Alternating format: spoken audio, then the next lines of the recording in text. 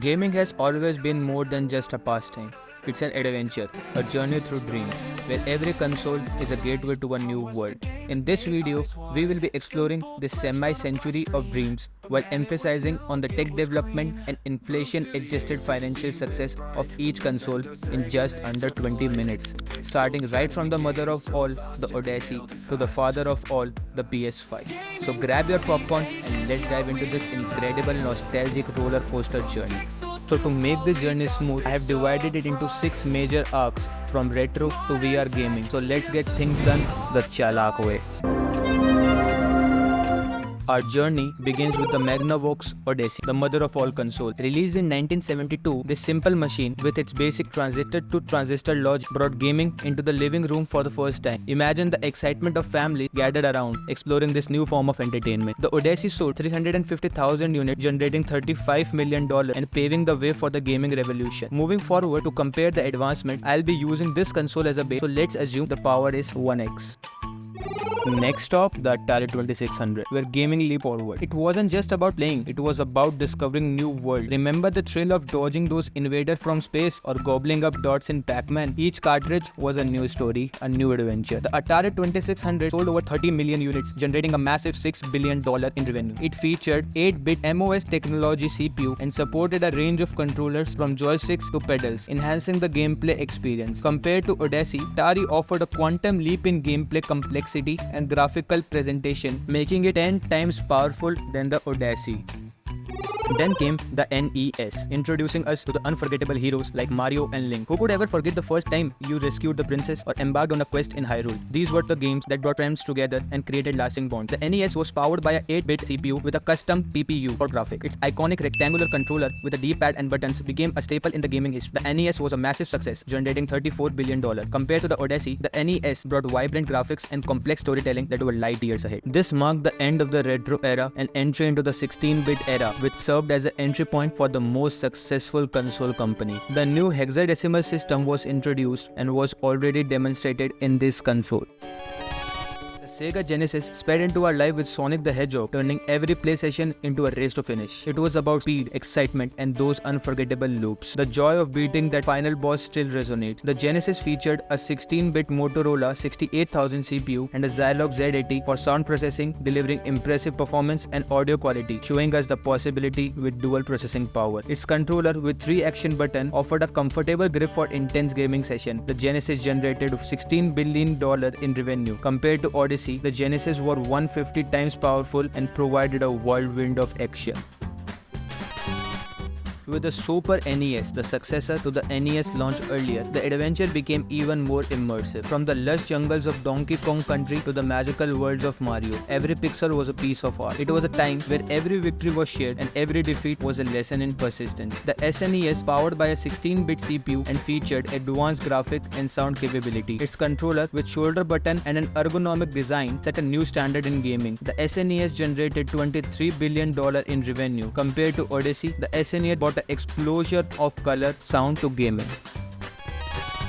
This console marked the entry of the company who can be termed as the father of gaming console, the Sony. PlayStation era brought storytelling to the forefront. We were no longer just players, we were part of the epic narrative. Remember the emotional depth of Final Fantasy VII or the stealthy thrills of Metal Gear Solid? These were stories that stayed with us long after console was turned off. The PlayStation featured a 32-bit R3000A CPU and a custom GPU for 3D graphics. Its iconic controller with dual analog stick and vibration feedback revolutionized how it interacted with games. The PlayStation generated $58 billion with humongous 102 million consoles sold. Compared to the Odyssey, the PlayStation was a monumental leap, offering intricate narratives and 3D worlds that felt alive, making it already 500 times powerful the Odyssey in just 22 years. It was around time when Nintendo got the hang of the market and launched its all-time favorite console, the Nintendo 64, which opened the door to 3D worlds, giving us freedom to explore like never before. Super Mario 64 and the Ocarina of the Time weren't just games, they were entire universe waiting to be explored. Every jump, every puzzle solved was a step into a new reality. The Nintendo 64 generated $33 billion in revenue by selling 33 million units priced at $380 each. Compared to the Odyssey, the Nintendo 64 was a giant leap into immersive immersive 3D realms with groundbreaking gameplay mechanics. Now moving forward, many consoles like Sega Saturn, 3DO were also there, but were not much of a success, and so to think interesting, I would be focusing on popular names only. So let's get back in our world. So after traveling to the 16-bit era, we entered into the polygon era with 32 and 64-bit system with more realistic and engaging game. It also has a surprise waiting for you. But before that, I want you to pause this video and answer in the comment section which in your opinion is the most sold console of all time. If you answered the PS2, you are a true consolologist. The PlayStation 2 was a revolution, giving us more than just game. It gave us experiences. Whether it was the sprawling open world of Grand Theft Auto 3rd or the emotional journey of Shadow of the Colossus. These were the moments that defined the way to spend those afternoons. The PlayStation 2 featured a 128-bit Emotion Engine CPU and a graphics synthesizer for stunning visual. Its DualShock 2 controller with analog stick pressure-sensitive button provided an immersive gaming experience. The PlayStation 2 generated $79 billion in revenue and became the best-selling console of all time by selling a mountainous 155 million units. Compared to the Odyssey, the PS2 was an immense leap forward, offering cinematic experience and vast interactive worlds. Xbox brought us into the age of intense multiplayer gaming. Halo Combat Evolved wasn't just a game, it was a battleground where friendship were forged and rivalries were born. Every match was a story in itself, filled with epic moments. The original Xbox, unveiled by Bill Gates himself, featured a custom Intel 3 CPU and an Nvidia GPU, delivering impressive performance. Its controller, known as the Duke, was large and comfortable, perfect for long gaming sessions. The console was sold for $460 even after being manufactured for $650, which was a masterstroke by Microsoft. Now this may seem odd and shit of a decision, but I'll explain it towards the end of the modern era, so stay tuned. Now compared to Odyssey, the Xbox introduced us to the future of multiplayer gaming and high performance computing, making it 2,500 times powerful than it.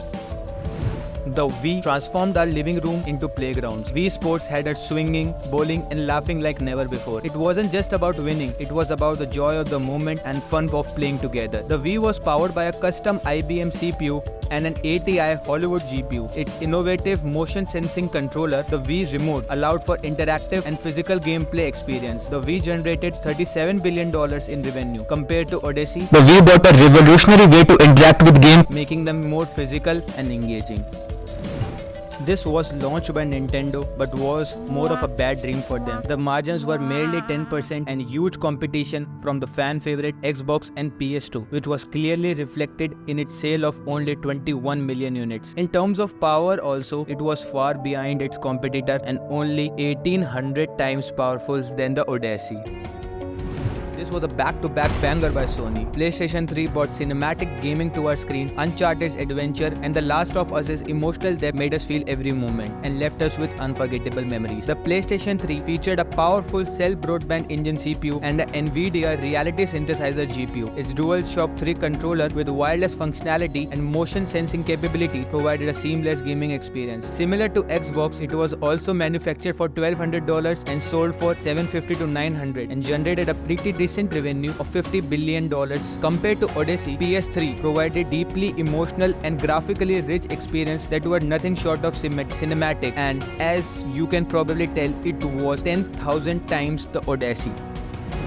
Later arrived the next gen of Xbox, the Xbox 360, giving a sense of immersive gameplay with full entertainment system in it. It revolutionized online gaming with Xbox Live. Gears of War's intense battle online gameplay made every session a thrilling experience. It was about connecting with friends no matter where they were. The Xbox 360 generated $39 billion in revenue. Compared to Odyssey, the Xbox 360 brought the thrill of online multiplayer gaming to the forefront, changing how we interacted with games and others, and was at road with its competitor the PS3 being 9,000 times the Odyssey.